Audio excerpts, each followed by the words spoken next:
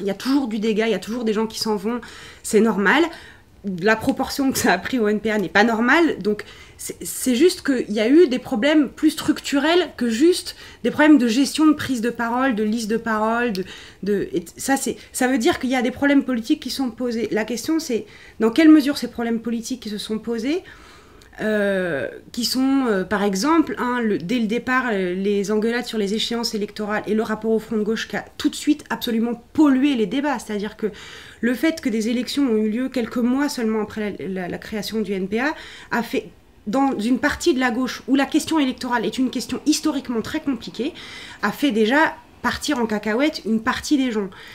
Et cristalliser les débats sur des enjeux qui sont les enjeux les plus compliqués, parce que ça veut dire on fait de la tactique, de la stratégie pour des nouveaux militants, c'est un objet compliqué, ça veut dire est-ce qu'on est cynique, est-ce qu'on trahit nos idéaux, enfin tout ça est quelque chose d'assez compliqué à maîtriser politiquement. Et puis après se sont retrouvés une série de débats, on y reviendra peut-être, mais sur la question du voile, sur la question dans les quartiers populaires, sur la force politique aussi, parce que à un moment, la capacité qu'a eu une partie de l'extrême gauche, et notamment la LCR, à se maintenir, à produire des choses, ça a été aussi dans le débat d'idées, dans les intellos qui l'ont composé, qui étaient des gens qui réfléchissaient beaucoup, qui apportaient beaucoup de choses au débat, et ça s'est un peu amoindri, notamment avec un événement qu'ils n'ont pas calculé, mais qui est la mort d'Enel Ben Saïd en 2010, qui leur a porté un coup très, très dur là-dessus, en termes d'élaboration politique. Et puis, voilà, il y a l'autre débat, c'est de dire, en fait, dès le départ, les gens qui ont fait ce parti n'étaient pas d'accord pour faire le même parti. Et que donc, il y a un malentendu de départ. C'est que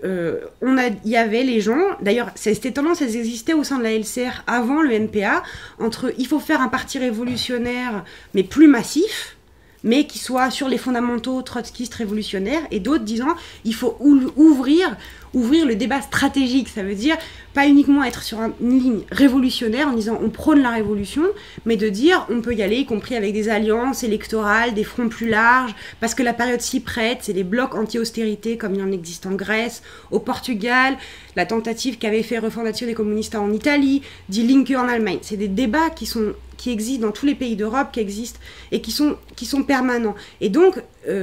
dire soit on fait ça, un truc vraiment plus large, et donc on s'ouvre à des gens qui sont fondamentalement aussi pas d'accord avec nous, c'est-à-dire qui sont pas forcément tous pour faire la révolution mondiale. Concrètement, ça veut dire ça.